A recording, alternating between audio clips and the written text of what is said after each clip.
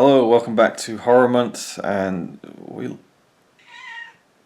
that's Lily pining for the chicken that Connie is currently pausing on eating while I film this quick intro because it is quite loud when she eats. So this is going to be a movie vlog of the film, another Conquering My Collection episode actually, for the film Candyman. This is a pretty special one for me because I was terrified of this film when I was a kid, only based on the trailers that I saw for it. I had a branded videotape when I was a kid, many different films. It was called Cinema Club in the UK, and before the film there was a number of different trailers. I think it was like a compilation of different films that they were also releasing in the same line, and Candyman was the one that just scared me. The music they used, the fact that bees were involved. I was terrified of bees and wasps when I was a kid. From the imagination of Clive Barker comes Candyman.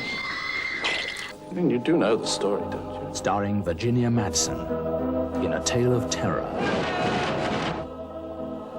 I'm scared. As myth meets monstrous reality.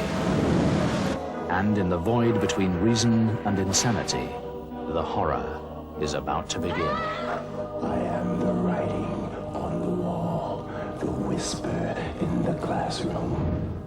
And so I've never seen it. I don't even know too much about it. Just that thing, if you say Candyman in the mirror 3 times, he'll come and get you.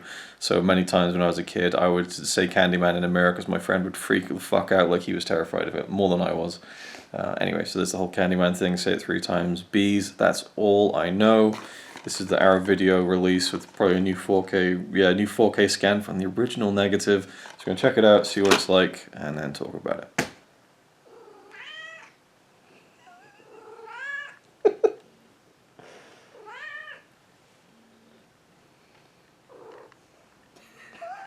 Mimi. Okay, we're done with Candyman. It was say Candyman 5 times, not 3 times. I guess I just took that from other things that you say 3 times, like Beetlejuice maybe, because we watched that recently. And Bloody Mary. Bloody Mary. No, I heard the Bloody Mary thing. I don't know what you're on about with. It's the same thing. You Same stand thing, in the okay. bathroom, look in the mirror, and you say it 3 times. So Candyman, is it Tony Todd? Yeah, Tony Todd plays Candyman. He's been in something else that I've seen, but he looked quite different because he was a bit younger. This is 1992, this film came out. I did almost get like the super duper like special edition of this, but it was like 25 quid. This was like a few years ago, and I just thought, I haven't seen it, it isn't worth it, so I waited until like the regular release came out. I mean, it's the same 4K restored transfer and everything, so it's just, you know, just a case of getting all the other tat. So, Candyman. I've finally seen it. I'm wondering what I would have thought if I'd seen it when I was a kid. I think it might have scared me more then. I really liked it. I thought it was really good. I think I probably enjoyed it a lot more than you did. Not that I even know what you thought of it. I enjoyed it. Yeah, I'm not saying you didn't enjoy it, but I don't know. I liked the mood of it. I liked the editing was really good. Some really interesting editing stuff in there, like flashes of certain images. So it's about this woman, I forget her name, played by Helen. How could I forget a name when they say it so much near the end of the film? So Virginia Madsen plays Helen, who's a grad student. I don't know what exactly that is, because she's not student age. She's like, looks like she's in her 30s, maybe late 30s. Anyway, so she is researching. Is she a student at any age? No, you can be a student at any age. But I just, when I saw student, it threw me. I guess I just think a student. But you're right. People can be a student at any age. She's working on a thesis about urban legends. So the beginning of the film is like you get a bunch of different stories told, but it keeps circling back to this urban legend of Candyman, and she follows it through. It's set in Chicago. And she ends up going to the project and like this really rundown kind of group of like what we would call here in the UK council estate blocks, but they're tower blocks, like just the proper, the lower class, and it's all black people who live there and stuff. And there's actually a really interesting point that the film made. I'm not sure if this was in the original story by Clive Barker, which is called The Forbidden. But the interesting thing is that there's been a few murders in this area, and nothing's really happened. No one's been caught. And there hasn't really been an investigation or anything. But once Helen gets beaten up by a guy, the police swoops in and they find who was the culprit immediately because she's a white woman. So an interesting, commentary on white privilege there, which I thought was quite interesting and telling, and is still around today, and is a big issue today that people are talking about a lot. Anyway, so she goes to this area and she's researching a murder that happened, that a killer had killed someone by going through the bathroom window, like the medicine cabinet thing that swings open. It just goes straight through to the next apartment.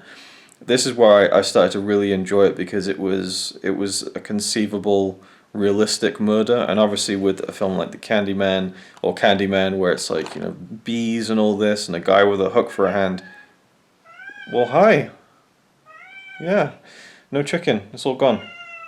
So I was imagining something like a supernatural, like a Freddy Krueger or something like that, which is ultimately what it is. But the way that the film starts, you think, oh, this could be like a real killer, you know, like this could be like an actual intro. But I knew it wouldn't be, because it's a horror. I don't know. It's one of those films that's seen as something of a horror classic. I think a lot of people hold it in high regard as a horror film. I don't think it has the same stature as, say, a Friday the 13th or Halloween or Nightmare on Elm Street, but it is one of those films that people talk about a lot in the horror sphere, and that's more horror than serial killer, you know, mystery kind of thing. So I didn't ever really entertain the idea that it was going to be a gritty, realistic film. But I like it when these horror films, they introduce that element, and we've seen it plenty of times before. And if you haven't seen Candyman, I'd recommend turning off, because I'm just going to talk about it. So it's been done before, this whole idea of someone being framed for something that is, you know, the only way they can prove their innocence is through a supernatural, you know, alibi, which, you know, is never going to work. So I like the frustration of that. She gets put in a position where it seems as if she's killing people and she isn't. It's this Candyman character. I also liked the bit when she goes to the public toilets, and this gang comes in, and there's a guy pretending to be Candyman, and I knew it wasn't him just because I knew he wasn't the actor Tony Todd, but you could tell it was kind of like a copycat, not even a killer, but just like a copycat, kind of like he probably used it for clout, you know, in the local area and things like that. So all that stuff was just, it kept my attention going and wondering where it was going to go next. What did you think overall, Candyman? I thought it was pretty good. It was tense in some places where I couldn't relax. I think I had about 2 or 3 jump scares too. Yeah, and they weren't like where it ridiculous actually, jump scares. They were like, yeah, but nicely like, done. It made me like actually jump, like felt it. And it had some good cutting in it as well, like cuts video wise, not Candyman cuts. Editing, yeah. Yeah, editing. Acting was good too. I thought she was great. I liked her, Yeah, the character and acting. Yeah, and I liked the frustration with it as well, where like she couldn't explain. Like you want her to be able to like prove her innocence. But it's just impossible. In one scene where she's tied down, and I'm thinking, well, she's tied down, so they'll see that she couldn't do it. But then Candyman unhooks the straps. Her, yes, yeah. and then I think I audibly went, ah. Yeah, it's kind of like, oh man, so now they will think that it's hers. Of course she has to get out of there. And then yeah, I don't know, I actually enjoyed it more than I thought I would. Maybe dragged a little bit in some places. I don't know if maybe there's some things that didn't need to be in there or be as long as they were. I don't know, but all in all, pretty good. Did its job. Yeah, there's some good parts of editing. Like there's a particular moment when she first meets the real Candyman, and her face kind of freezes a bit. She's kind of in awe, and there's like flash cuts of her face at a different point. I think it's when she's taking pictures of like the building when she's trying to investigate the first murder, and the way that the cuts go to her face in this different shot, it's framed almost identically. So it's like it creates a cool kind of strobing effect, and it was really well done, and with the sound to accentuate it, and just I don't know. You say that it dragged. I don't know. I don't know exactly what you mean, but there were some scenes I thought, wow, they're really not messing around with this. There's a sequence at a dinner, in a restaurant at a dinner table, and she's talking about what what they're studying, what they're researching, and this pompous British guy who looks exactly like Stephen Fry with long hair. he was saying, you know, oh, well, I've already done the paper on Candyman, and he explains the story, and we see her face as he's explaining it, and then the scene just cuts to the next, like, there was no fat on that scene, like, it did exactly what it needed to do, and then it just went straight to the next part, and was transitioned very well, I thought. I actually thought in the scene in the, I guess, I know it's the psychiatrist's office, when she's strapped down, and she looks into the mirror and says Candyman 5 times, I thought that would have been a great ending. Like, if you were to go down the route of she actually is crazy and she is doing these murders. Just the way that scene was building up and the music, and the way she just said, all right, then I'll show you. I'll prove it. And he's like, how? And she just looks at the mirror and says Candyman 5 times. I just thought you could just cut to black there. And that could also be ambiguous as to, like, oh, what, you know, was anything going to happen? I just thought that would have been a really cool, but I could tell it was only maybe an hour and 10 minutes into the film. Yeah, it was too early. And I knew that, you know, we'd seen enough in the film to know that it was for the world of this film, it was a real supernatural thing. And I liked the Candyman's backstory as well. They actually explained how he came to be, and the horrific death that he had, which explains how he has this power as a supernatural evil force. I like the actor who played him. The voice was very deep and unsettling, but I didn't find him very scary when he just turned up. You know, he looks like he's a nice person in real life. You know what I mean? I don't know. I guess so. Thinking like, oh, he's probably like a good dad or something like that. No, he looked way too nice. It looks like he could just be charming and stuff. He doesn't, of course, until he started slicing people open. But. Yeah, I mean, the hook is very intimidating. Like, it's very bloody, and it looks like a stump, which is really disgusting. Well, that's what they did. They cut his arm off. Yeah, I know. Yeah, so that's why it's stumpy. I know. I'm just saying they could have just shown a hook with a healed stump, but the fact that it's still like there, it shows you how raw his pain still is, and adds a disgusting element to the visual of the hook. But when he's just stood there in a room in like a brightly lit, you know, it doesn't have the same. Yeah. Like, I liked it when she first saw him in the car park and he was on the other side in the shadow. Like, that worked more. I don't know. I felt like there was. Because it was looking up. No, it wasn't that. It was just. I just felt that once he came into view, I don't know. I was thinking, they showed Godzilla too early.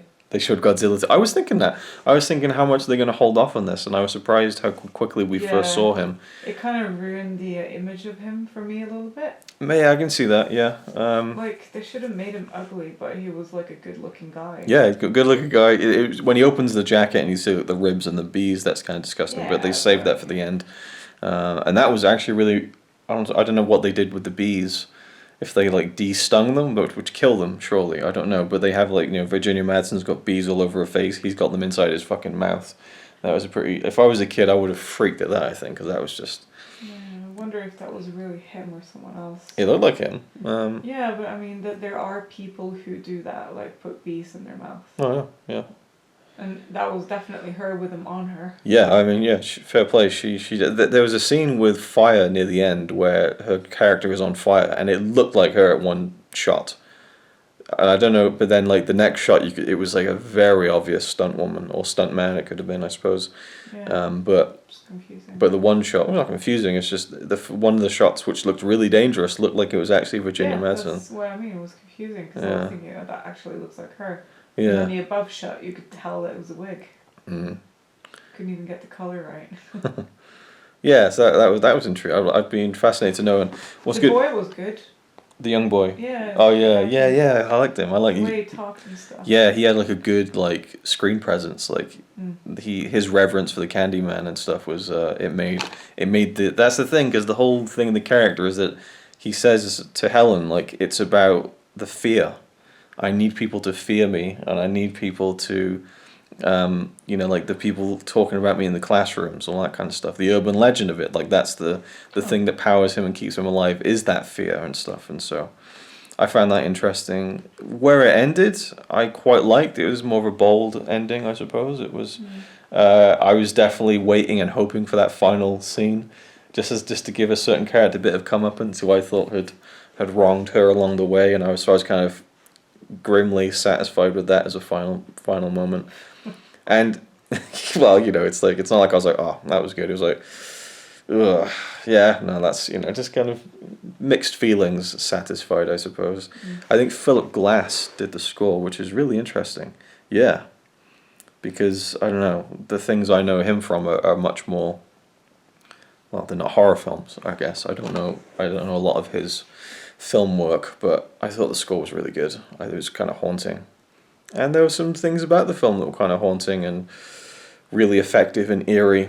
But yeah, overall, it's kind of a mixed bag in terms of how creepy it is, because I do think, as I think we both agree on, the actual Candyman character maybe could have been kept in the shadows a bit more in this film, and that could have, I don't know, just kept the some way that maybe they didn't show his face. Yeah, even that, I don't know. I mean, he is a good actor and everything, and he has a presence in terms of, because when we see the guy in Could have the worn a hoodie. a hood, yeah. Well, it's difficult because Or a bee suit. I don't know. no, that would have been too. I mean, you think about what's already been done. You have Freddy Krueger with the scarred face. You got like Jason with the mask, and there's masks you could go with. But I think, I don't know. It is unique. It does stand out. I like that it is different and it isn't a typical horror. Yeah, but supernatural. he was stung to death, so maybe he should have. I mean, Ah, when you see yeah. her, Stings. she doesn't have the hair, so you know it shows how she died. Right. She Yeah. had Okay. I guess stings all over his face. I guess we're going full spoilers. Yeah, Helen had a much more horror villain appearance than Candyman by the end, with her hair being burnt off. So yeah, maybe he should have had the bee stings and stuff, or something like that. I don't know. To But- make him less appealing. Less appealing, yeah. Not that he's appealing, but I get what you mean by he just looks like a normal guy to a point. He's a nice looking guy. Right. Yeah. And there's something else I was going to say. Right. So yeah. So it's that keeping him in the shadows a bit. Talking about horror villains, where I've lost my train of thought. What was I going to say? Probably wasn't a very good point. I'm trying to remember anyway. Talking about masks and stuff. Masks, yeah, it was before that. Seeing him keeps the In the suspense. dark. Yeah, I know. It just would keep the suspense a bit more, I guess. I don't know. But that being said, I still think that the general mood of it, and the scene when she first wakes up in that woman's apartment with the blood all over her. That was good. Fuck, that was an intense, especially when she comes in with the cleaver and the woman thinks that it's her, and then she, you know. Banging her head. I love the, like, you know, it's a typical scene in a movie where someone's hysterical, so you slap them in the face and they're shocked, and you're like, okay, now get over it. And this scene's version of that was fucking stabbing her in the arm with a meat cleaver. It was like, and then she's like, Smashed her okay. head on the floor. No, I know, she was going mental, and understandably, if you thought someone had killed your child and cut your dog's head off, you would go mental too. So that scene was like, up until that point, the film had all been told in kind of like, you know, stories and things like that. Whereas I guess there was the attack when she was in the toilets, but that scene with the dog's head cut off, it was like, okay, now we're going right up to 11, and shit's getting real. That's what I was gonna say. To 11. The guy in the toilet who was the pretend Candyman with the hook, you know, he was alright for that scene and he felt threatening as a kind of, you know, someone who might, you know, hurt her or harm her, but he didn't have the same kind of presence just physically. I don't know what it is. He should have been alone. Well, not even. The second That's a good someone point. That's a walked good in point. with That's a him, good point. I Yeah. was thinking, that's not him then.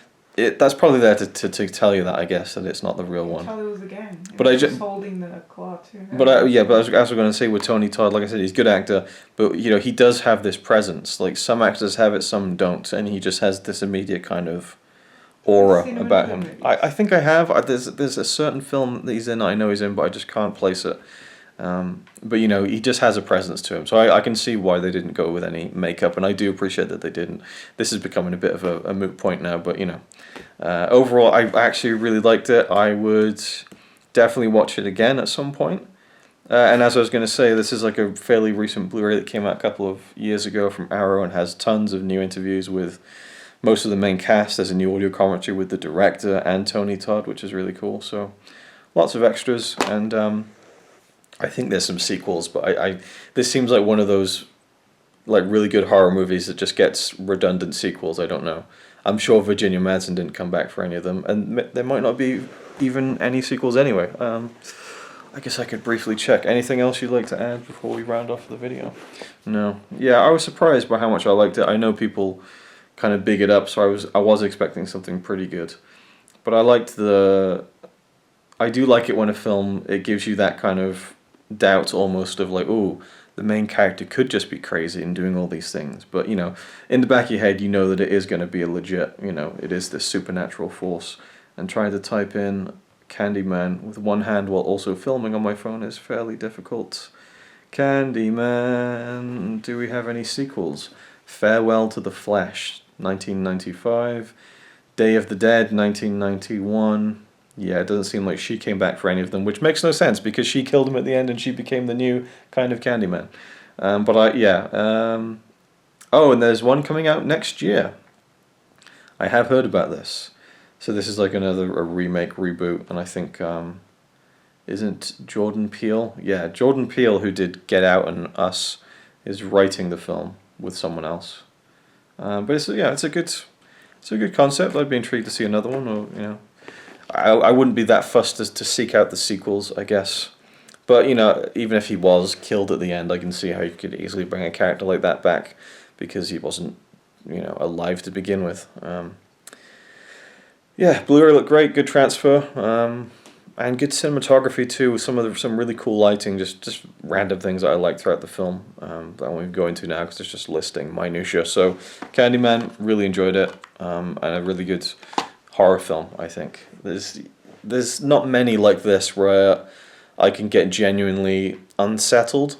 Not scared. It didn't scare me at all. But it is creepy at times, you know. Oh, and the apartment building when she goes into the abandoned one where the girl was killed and she crawls through to the place where Candyman got her, I guess. Even just like the first apartment that was abandoned, like the walls were all like greasy and stuff. It was just super disgusting and grimy.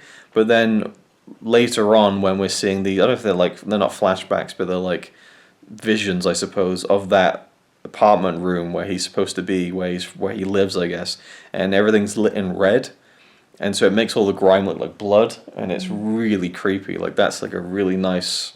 Well, not nice, it's the opposite of nice, but it's a nice horror image, I think. Very hellish. Anyway, so there we go, that was it, Candyman. Thanks for watching, leave your thoughts down below if you've seen the film, because again, a few people had commented on my announcement video that I was going to do some of these reviews, and a lot of people did say, watch Candyman, so I know that it has its fans. So thank you for watching, and I'll see you in the next one. It's alright by me. Apart from the fact he throws cans and calling into a tree. Yeah, he's really cool. Yeah, he's really cool. But he's not quite as cool as you.